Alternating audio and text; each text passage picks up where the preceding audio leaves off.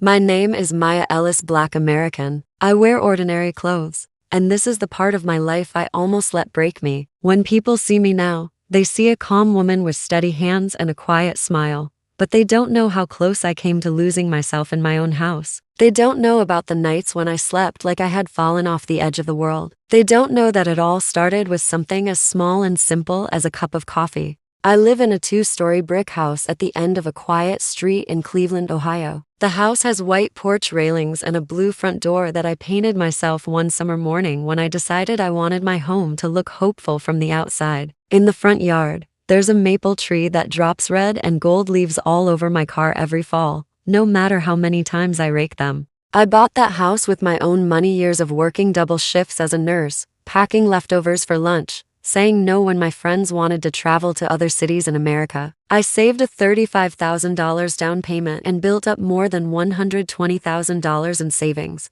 dollar by dollar. That house was more than wood and brick. It was proof that I could take care of myself. When I married my husband Andre, I thought I was adding love to the life I'd already built, not handing my life over. Andre moved into my house with his sneakers, his video game console, and his big smile that used to make me feel safe. I added his name to my bills. I trusted him with the Wi-Fi password, the streaming accounts, and eventually the logins to our shared bank account. He knew how much I made, how much I saved, and how hard I had worked for every single dollar. I told myself that was what marriage was to people sharing one life. In the beginning, he made me feel like I was finally allowed to rest. He would say, "You always carrying the world on your back, ma. Let me do something for you." He'd cook sometimes, fold laundry, wash dishes while I leaned on the counter and sipped wine. There were nights when we laughed so hard in that kitchen my stomach hurt. I held on to those nights for a long time. The first time he made me night coffee, it felt like one of those sweet gestures you see in movies. It was a Wednesday. I remember because I had come home late from the hospital, my feet aching, my hair pulled back in the same bun it started in at a.m. I had just finished showering when he walked into the bedroom with a white mug in his hand. "I know you've been stressed, babe," he said, coming around to my side of the bed. "Couldn't sleep last night, tossing and turning. I made you something that'll help you rest. My grandma in Louisiana used to make this." He set the mug on my nightstand, steam curled up, carrying the smell of coffee mixed with cinnamon and honey. It looked harmless, cozy even. I smiled because no one had ever made me a bedtime drink before. It felt soft and loving. I took a sip. The taste was strong, a little bitter under the sweet, but not bad.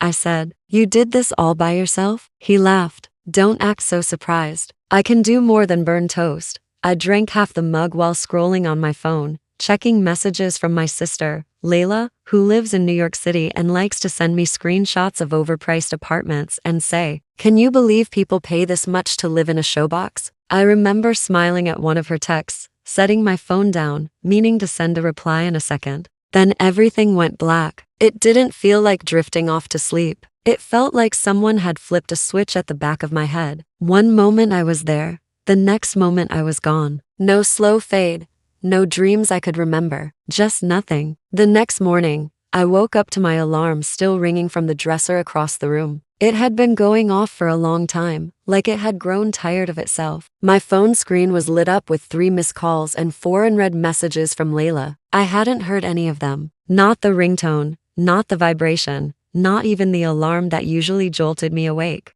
I sat there in bed, staring at the screen, feeling a weight in my chest. That wasn't normal. I'm a light sleeper. I'm the one who wakes up if a floorboard creaks or if a car door shuts too loudly outside. I've lived too much life as a Black woman in America to sleep that deep. My body is trained to listen, even when I'm tired. I brushed it off at first. I told myself I was exhausted. I'd been pulling long shifts, dealing with patients who cried, yelled, or clung to my hand like I was their only anchor. Maybe my mind had just shut down from the strain. That's what I told myself. I got dressed, tied my shoes, and went to work like nothing had happened. But the night coffee didn't stop. The next evening, Andre showed up again with that white mug and that easy smile. "Here you go, sleep potion for my hard-working wife," he said. I laughed and drank it. And again, I dropped into that dark, heavy sleep, like falling through a trapdoor. Night after night, it was the same. He'd bring the mug, I'd drink, and each time,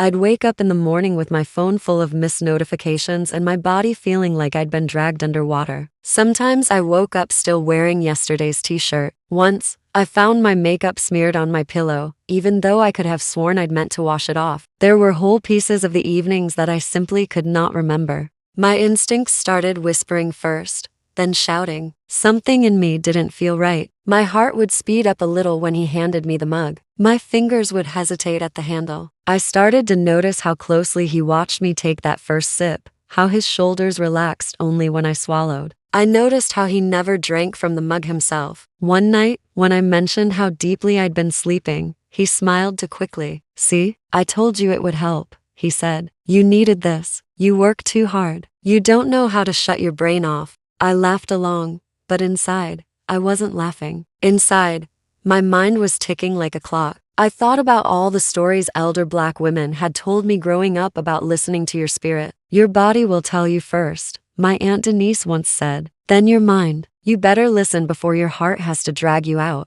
I lay awake one morning after another heavy sleep, staring at the ceiling, feeling this mix of fear and anger rise in me. I looked around my room, the soft gray walls I painted myself, the framed photo of me and Layla at the beach, the dresser covered in my perfume bottles and hair products. This was my space, my house, my life, and somehow, I felt like I was losing control of it. Right under my own roof, that afternoon at work, I caught myself forgetting simple things. A patient's room number, whether I had already given someone their medicine. Little things, but they scared me. I double-checked everything, wrote notes down, forced myself to focus. On my lunch break, I sat in the break room staring at my sandwich, thinking, this isn't just stress. This feels like something else. By the time I drove home that evening, my mind was made up. My gut had been trying to protect me, and I was done ignoring it. I wasn't going to keep drinking something that turned my nights into a blank wall. I wasn't going to keep giving anyone that kind of power over me, not even my own husband. So when Andre walked into the bedroom that night with that same white mug, the steam curling up like a quiet secret, I took it with a smile. I let my shoulders relax. I even joked, "You should bottle this and sell it. You'd make a lot of money putting people to sleep." He laughed, like he always did. "Maybe I will," he said. I lifted the mug to my lips, feeling the warm ceramic against my fingers. On the outside, I looked like the same tired wife, ready to drift off again. But inside, everything was different. Inside I was wide awake, alert in a way I hadn't been for weeks. Because this time, I wasn't going to drink it. This time, I was making a plan. It was a Friday, cold and rainy, the kind of night that makes the whole house feel smaller, like the walls are leaning in to listen. I sat up in bed in an old gray t-shirt and stretched out leggings, watching the bedroom door. The streetlight outside threw a pale strip of light across the floor, and every few seconds I could hear the steady tap of rain against the window. My heart was already beating too fast, and nothing had even happened yet. I wasn't scared of the dark. I was scared of what I might find in it.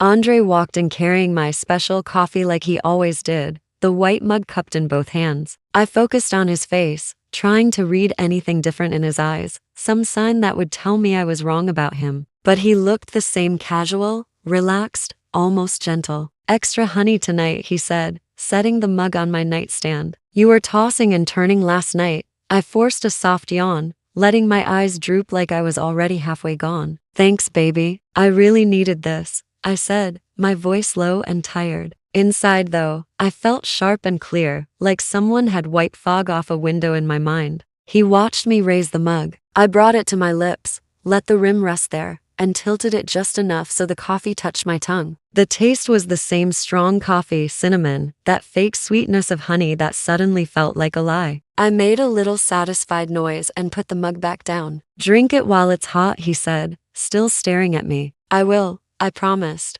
giving him a lazy smile. He seemed satisfied with that. He walked into the bathroom connected to our room, and I heard the familiar sounds, the soft thump of the cabinet door, the squeak of the faucet, the flush of the toilet. As soon as the water from the sink started running, I moved. I grabbed the mug with both hands, slid out of bed, and padded into the bathroom on quiet feet. My reflection in the mirror looked back at me, wide eyes, tense jaw, shoulders pulled up like I was bracing for a hit. For a second, I hesitated, holding the mug over the sink. What if I'm wrong? I thought. What if I'm just tired? What if this really is just coffee, and I'm about to ruin my own marriage over a feeling? Then, like a slideshow, the last few weeks moved through my mind. The nights when I dropped into darkness with no dreams, no memory. The missed calls from my sister. The mornings when my alarm screamed and I still didn't move. The questions Andre had started sliding into our everyday conversations about my life insurance, about how much was in my savings, about whether I'd thought about updating my will. No,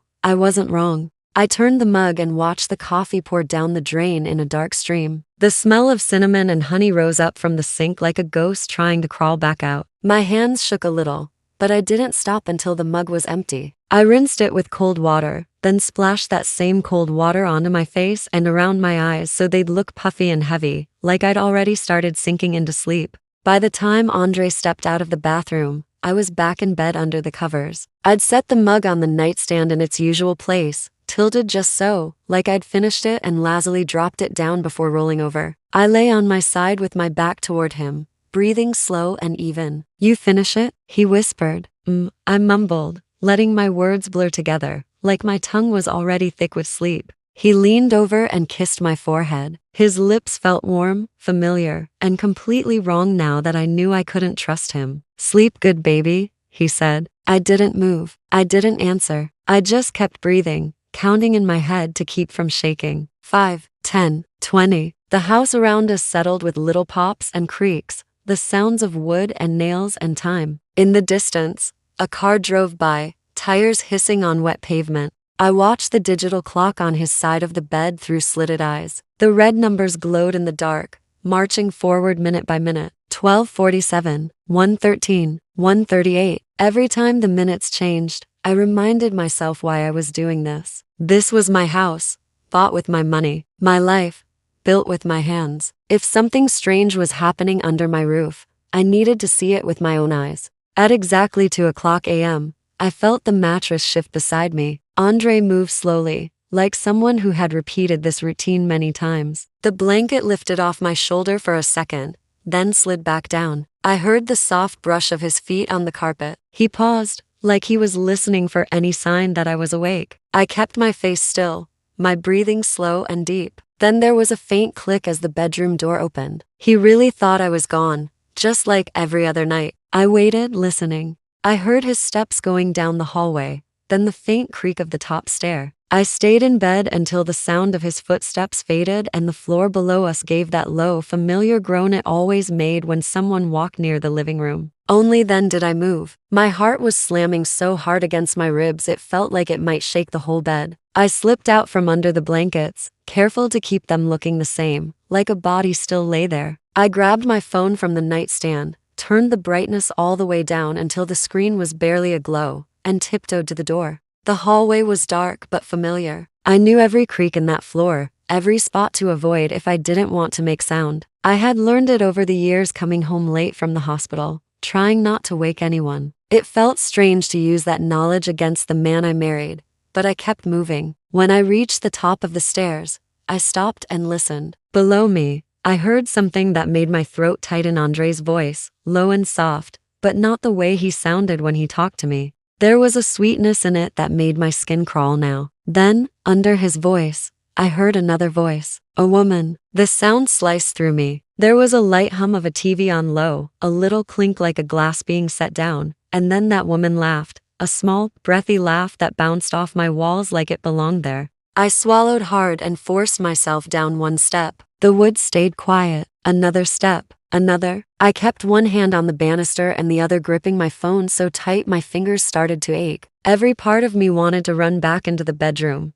lock the door, pretend I hadn't heard anything. But I'd spent too many nights pretending things were fine. On the small landing halfway down the stairs, I stopped and leaned just far enough around the corner to see into the living room. The lamp near the couch was on, casting a soft, warm light over the room, the same lamp I used to turn on when I fell asleep reading. I saw Andre's back first, his shoulders relaxed, his arms stretched along the top of the couch. And next to him, I saw her. My name is Maya Ellis, Black American. I wear ordinary clothes. I knew her face even before my mind could put a name to it. I'd seen her once before at a family gathering, standing too close to him, laughing too loudly at his jokes. Back then, I told myself I was being jealous for no reason. Now, seeing her in my house, on my couch, at 2 in the morning, I knew better. They were sitting close, too close. His hand was wrapped around hers like it belonged there. My throw blanket was draped over their knees, the same blanket I used when I watched movies on my off days.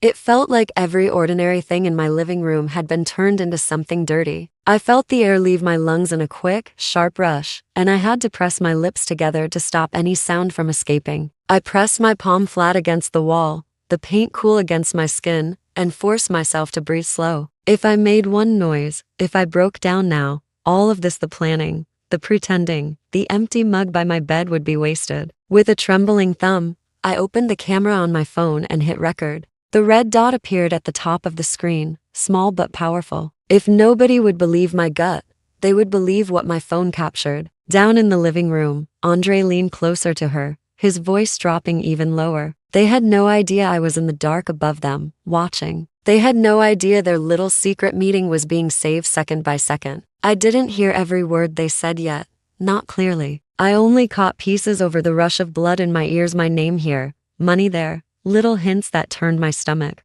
But I knew this was just the beginning of the truth. Standing on that staircase, half in shadow, half in the weak light from the lamp below, I felt something inside me harden into place. I had been scared. I had been confused. I had been tired. But in that moment, watching them on my couch in my house, I wasn't any of those things. I was done being the one who didn't know what was happening. I straightened my back, tightened my hand around my phone, and kept recording. Whatever this was, however deep it went, I was going to see all of it. From the half-dark of the stairs, I forced myself to breathe slow and listen. At first, all I could hear was the low murmur of the TV and the soft hum of the heater kicking on. My heart was pounding so hard it felt like it was echoing through the house. But little by little the other sounds started to separate. His voice, her voice, the clink of glass on the coffee table I bought, the rustle of my throw blanket as they shifted on my couch. Then I heard her clearly. Did she drink it tonight? The woman whispered. Her voice sent a wave of ice through me. I knew that voice. I closed my eyes for a second and it came back to me, the barbecue in Detroit,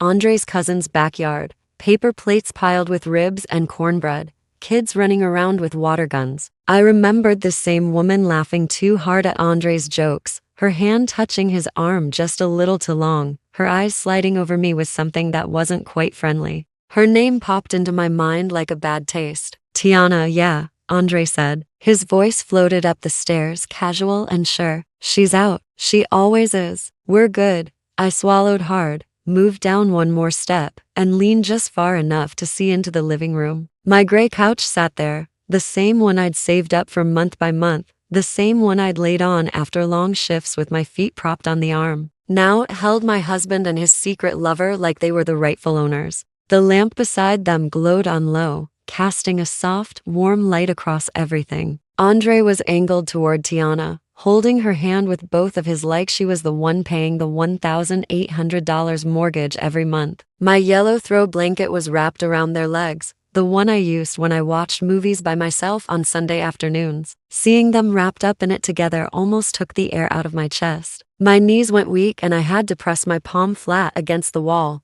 fingers digging into the paint to stay upright. The world seemed to pull away from me for a second, like I was watching my life on a screen instead of living it. I felt my throat tighten, my eyes burn, my body begging me to cry, to scream, to storm down those stairs and throw them both out into the rain. Instead, I hit record on my phone. The red light in the corner of the screen came on, small but steady. I aimed the camera down between the rails of the staircase, making sure their faces were clear. My hand was shaking, so I pressed my elbow against the banister to hold it still. If nobody ever believed me, this video would. We have to move faster, Tiana said. Her voice was low but urgent. You said the divorce papers would be ready. They will. Andre's tone turned smoother, like he was giving a speech. I'm meeting with the lawyer next week in Chicago. Once the divorce goes through, we'll get our share. She's got at least $120,000 in savings, plus the house. After we sell it, we could be walking with close to $300,000. Our share, not my share, not her share. There, The words hit like a slap. This wasn't just a man who had slipped and cheated. This was a man who sat at my kitchen table, ate food I paid for, slept in a bed I bought, and was now trying to rob me and throw me away like I was nothing. Every late night shift, every saved dollar, every sacrifice I made was sitting in their mouths like a prize they hadn't even earned. I gritted my teeth so hard my jaw hurt. I thought about every time Andre had asked casual questions over dinner. How much you got saved now, ma? You ever think about putting my name on the house too, for safety? What's the life insurance through the hospital again? I had answered all of it, thinking I was building a future with my husband, not loading a gun he could point at my own life. What if she catches on? Tiana asked after a moment. I heard the edge of worry in her voice. You said she's smart. You said she doesn't play about her money. She won't, Andre said, and then he laughed. The sound made my skin crawl. That coffee knocks her out. She's lucky if she can even hear the alarm. All she does is work, come home, pass out. She's tired. She trusts me. The way he said it, all she does is work, like that was some small thing, like I wasn't keeping both of us afloat with the very thing he was making fun of. He shrank my whole life into one lazy sentence and then used that sentence to convince another woman I was too weak and blind to ever see them. That's cold, Tiana whispered, but she didn't sound sorry. If anything, it sounded like she was impressed. It's not cold, it's smart, he replied. Once this goes through, we can sell the house. Split the money. We start fresh somewhere else. Maybe Dallas. Maybe Miami. Somewhere warm with a beach. Somewhere she'll never follow. I watched him lean toward her then. Watched his lips move to hers. That kiss used to belong to me. Those soft words, that easy laugh, that way of planning the future, it all used to be shared in my bed, in my kitchen, in my car when we took little road trips to other cities. Now he was handing it piece by piece to a woman who sat smiling on my couch while they mapped out a new life built on my back. Shock gave way to something else, something heavier and hotter. It started in my chest and spread outward, turning my fingers steady and my thoughts sharp. I had never felt that exact mix before, but I recognized what it meant. A part of me was breaking, yes, but another part was snapping into place. So, this was the game. This was who he really was. And if he thought he was the only one who knew how to make a plan, he had picked the wrong woman to drug and underestimate. The conversation went on. They talked about dates and meetings, about accounts and transfers. I listened as calmly as I could, letting the phone record every ugly word. I heard him mention my job, how much I made, how she'll land on her feet. She's tough. Like that made it better. Like I was a cat he could throw out the window and expect to land softly. I heard Tiana talk about our money like she had clocked even one of the extra shifts that bought that house. By the time they were done, my hands were no longer shaking. I felt strangely clear. My heart still hurt, my stomach still churned, but underneath all of that something steady had formed. A line, a boundary, a decision. When the TV show they were half watching ended and the room fell quieter, I knew it was time to move. Keeping my eyes on the screen, I slid my thumb over the phone and stopped the recording. The video saved with a little soft click that sounded too loud in my ears. I quickly glanced down to make sure it was there, the thumbnail image of them on my couch, frozen mid-plot. Then I backed up the stairs, one slow step at a time. I moved like I was the shadow this house thought I was, careful not to let the wood complain under my feet. My legs felt like they were made of rubber, but I kept going until I reached the bedroom. Inside, everything was the same as we had left it. The blankets rumpled, the empty mug on the nightstand, the faint smell of that fake sweet coffee still in the air. I slipped under the covers and laid my phone on my chest for a moment, feeling its small weight like a secret. Then I unlocked it again, went to my messages, and sent the video to my own email. After that, I sent it to a private folder in the cloud, one I knew Andre didn't have the password to. I even started drafting a message to my sister, Layla, attaching the video, my thumb hovering over the send button. I wasn't ready for that yet though. Not until I had more answers. Not until I knew exactly what I was going to do. I deleted the draft, saved the attachments, and finally set my phone back on the nightstand. I lay there in the dark, eyes wide open, while the night finished unraveling around me. At some point, Andre came back upstairs. I heard the door open, heard him move around the room, heard the rustle of his clothes as he undressed. He smelled like my house and like a stranger at the same time. The mattress dipped when he got in next to me. "Sleep good, baby," he whispered. I kept my breathing slow and even, pretending to be deep in the same drug sleep he thought he'd given me. I didn't answer. I couldn't. If I opened my mouth, I didn't know what would come out: tears, curses, laughter. Maybe all three. The sky outside the window slowly shifted from black to dark blue to a pale gray. Birds started singing in the maple tree out front like it was any other morning in Cleveland. The alarm on my phone rang, and this time I slapped it off on the first buzz. In the bathroom, I stared at myself in the mirror. My eyes looked tired but focused. My face was the same face I'd had yesterday, but the woman behind it wasn't the same anymore. I washed my face, brushed my teeth, wrapped my hair, and went through every piece of my routine like a soldier putting on armor. At the kitchen table, Andre handed me a plate of eggs and toast like nothing had happened. "You got a long shift today?" he asked. "Yeah," I said, my voice steady, "but I'll manage." In my head, I wasn't thinking about my patients or the hospital. I was thinking about bank accounts, passwords, and what my next move needed to be. I was thinking about the video sitting safe in my email and in the cloud. I was thinking about that night coffee and what exactly he had been slipping into it. By the time I left for work, my plan had started forming in real lines and steps. First, I needed to protect my money. Second, I needed to protect my body. Third, I needed someone who knew the law better than either of them did. As I backed my car out of the driveway, I looked at my brick house with the blue door and the maple tree dropping its leaves. It was still mine, for now, and I was done letting anyone think they could take it or take me without a fight. Everything had changed in one night on the stairs, and now, I had a new plan. I didn't confront him right away. That's the part that surprises people when I tell this story. They always imagine me running down the stairs that same night, screaming and throwing things, putting him and his little side project out on the street. But that's not what I did. I had already seen what planning could do in the wrong hands. I wanted to see what it could do in mine. The morning after I recorded Andre and Tiana in my living room, I went to work like normal. I moved through the hospital in a blur, doing my job on muscle memory. I checked vitals, passed meds, charted notes, and smiled at patients because they deserved kindness even if my own life felt like it was cracking down the middle. In the quiet moments, when I was washing my hands or walking down a hallway alone, I kept hearing his voice in my head. "She's got at least $120,000 in savings, plus the house." He said it like he was reading off a menu, like my life was just another thing he could order. On my lunch break, instead of scrolling through my phone or talking with my coworkers,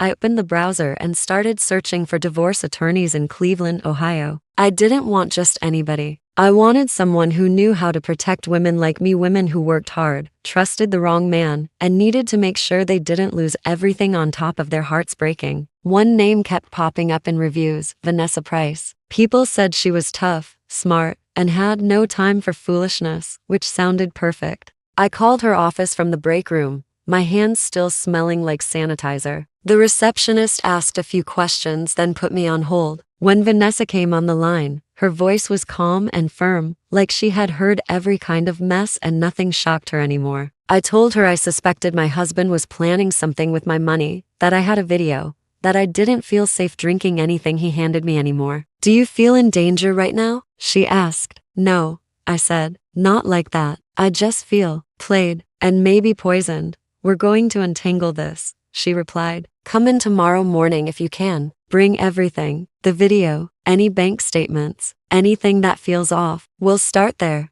The next day, I sat in a glass building downtown, my hands wrapped around a paper cup of black coffee I bought myself from the lobby. The office smelled like carpet cleaner and peppermint. When Vanessa walked into the small conference room, she was exactly what I expected: a navy suit, short natural curls, eyes that didn't miss anything. "All right, Maya," she said, sitting across from me. "Tell me everything, from the beginning. Don't pretty it up. Don't hold back."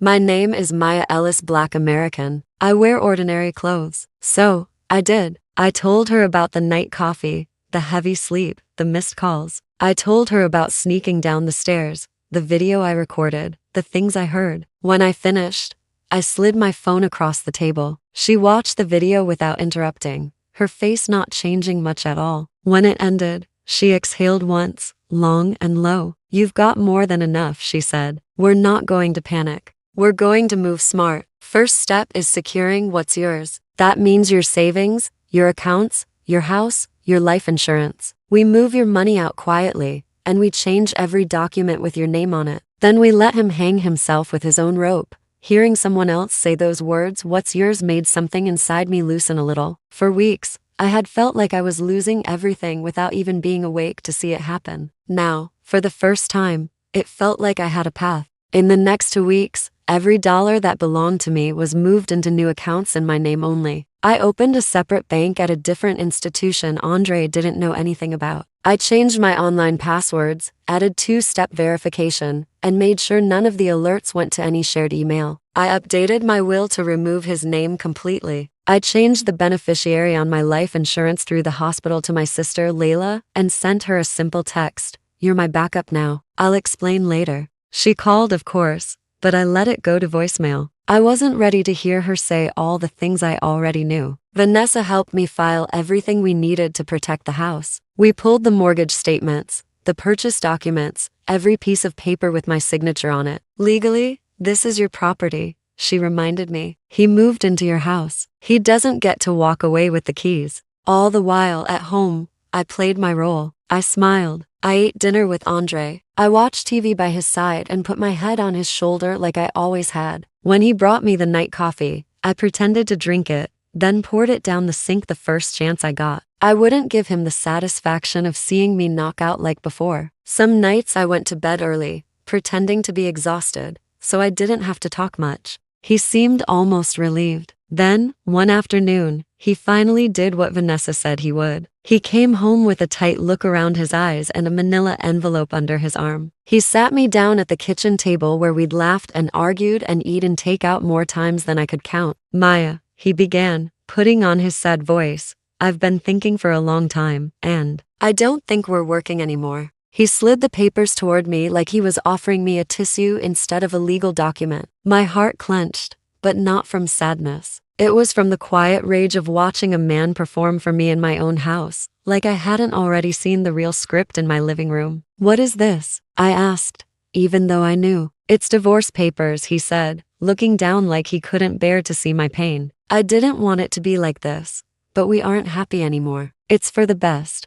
I almost laughed in his face. Instead, I let my eyes fill with tears just enough to shine. "Are you sure this is what you want?" I whispered, letting my voice wobble a little. He nodded, touching my hand like he was comforting me. "It'll be okay. We'll both move on. I'll make sure you're taken care of." He really said that. I had to bite the inside of my cheek to stop myself from smiling. I told him I needed time to read through everything and slipped the envelope into my bag. As soon as I left the house, I sent a picture of the first page to Vanessa. "Good," she texted back. "Sign only where I tell you. Nothing more." The next few weeks were slow and quiet. Paperwork moved through the system. Andre walked around acting like the noble one, like he was doing me a favor by setting me free. He had no idea every move he made had already been outplayed. He thought the house was still on the table. He thought the savings were still there, waiting to be sliced up. He thought I was still drinking his coffee. The day Vanessa messaged me,